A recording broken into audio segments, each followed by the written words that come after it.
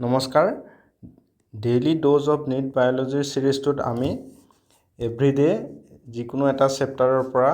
আমি এটাকৈ MCQ solve কৰিম আৰু এমচিকিউ সলভ কৰাৰ লগতে যিটো টপিকৰ ওপৰত এমচিকিউ সলভ কৰা যাব তাৰে বাকি কেনেকুৱা আনুষংগিক কুৱেশ্যন আহিব পাৰে তাৰ ওপৰত আমি কিছু কথা জানিম তো আমি প্ৰথমতে আজি যিটো কুৱেশ্যন চাম সেইটো হৈছে লিভিং ৱৰ্ল্ড চেপ্টাৰটোৰ পৰা Which one of the following aspects is an exclusive characteristic of living thing? তো ইয়াতে আমাক খুদিছে মেইন কিৱৰ্ড আছে এমচিকিউটোৰ exclusive characteristic of living world living things তো অপশনস বিলাক আছে isolated metabolic reactions that occur in vitro vitro মানে হৈছে লেবত হোৱা যিকোনো এটা ৰিয়েকচন এটো লিভিং বুলি আমি কনসিডাৰ কৰিম নেকি তো নকৰো তো এটো আমাৰ অপশন নহয় Increase in mass from inside only. It is characteristic of living organism, but it is not definitive character. So, etu amar option no hobo. Do etu option living e dekhai. To ami etu option ami for the time being consider korum. Hobo pare boli enaka rakhi thom janiba. Perception of events happening in the environment and their memory. তো এনসিআরটিত এটা কিতাপ এনসিআরটিত এটা কথা mention আছে যে যেটো sensory stimulus consciousness about the environment is the most exclusive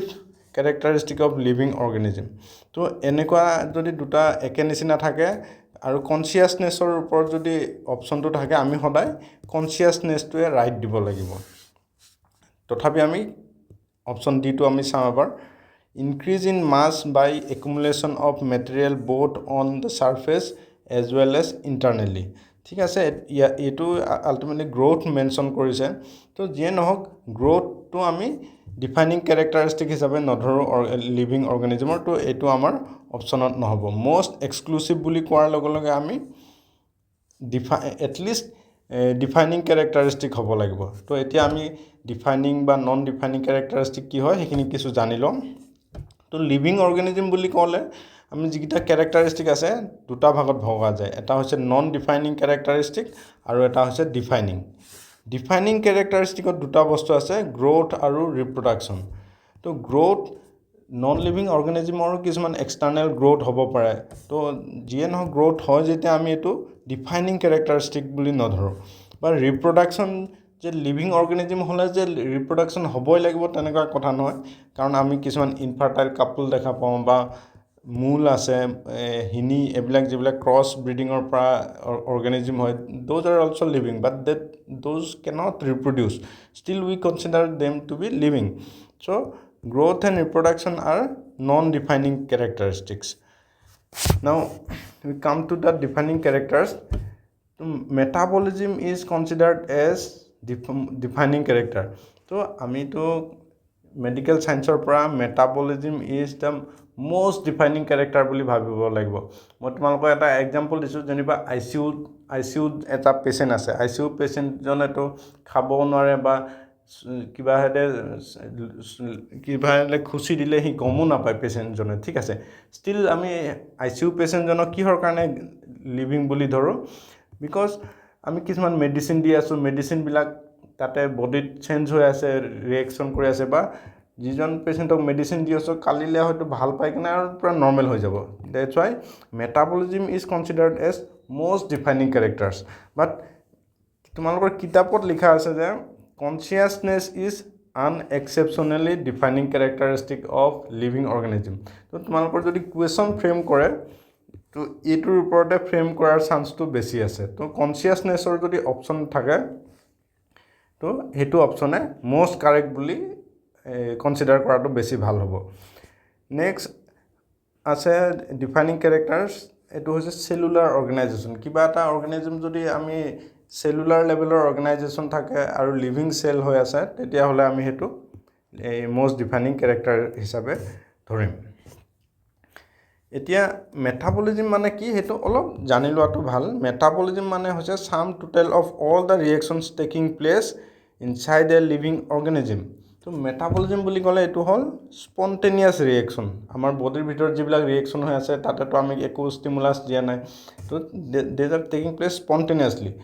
next metabolism মানে আৰু এটা দৰকাৰী কথা হৈছে যিকোনো ৰিয়েকশ্যন আমাৰ বডিত যিটো হৈ আছে সেইটোতো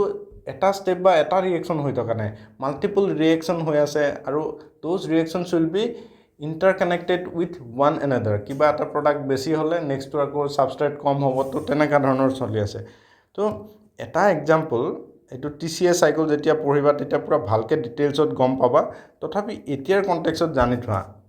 যে TCA চাইকেল মানে তোমালোকে এতিয়ালৈ কেনেকৈ পঢ়া ধৰা গ্লুকোজ ব্ৰেকডাউন হৈছে TCA চাইকেল এনেকৈ ৰাউণ্ডকৈ ঘূৰিছে তাৰপিছত ATP প্ৰডিউচ হৈছে কিন্তু TCA চাইকেলটোতো ইমান এনেকুৱা চিম্পল নহয়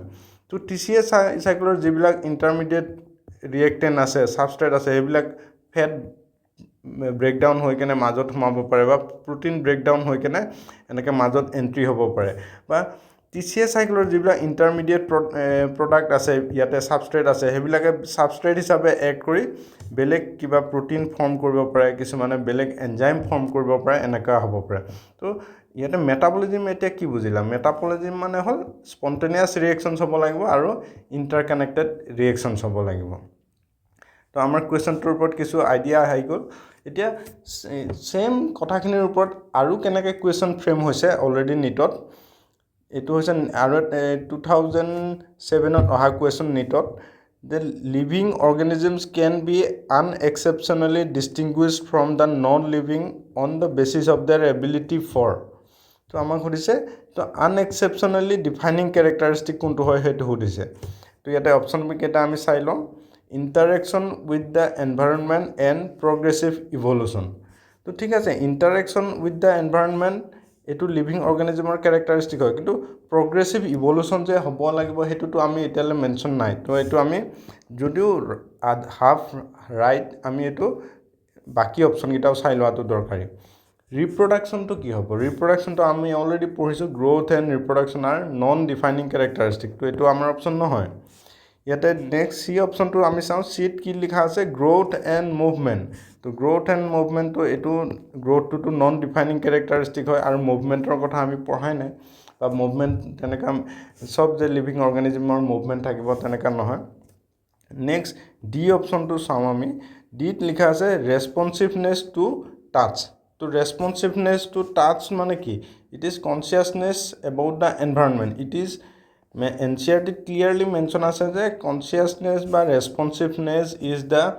আনএক্সেপশ্যনেলি defining criteria for living organism তো এইটো যদি অপশ্যনত থাকে আমি সদায় এইটোৱে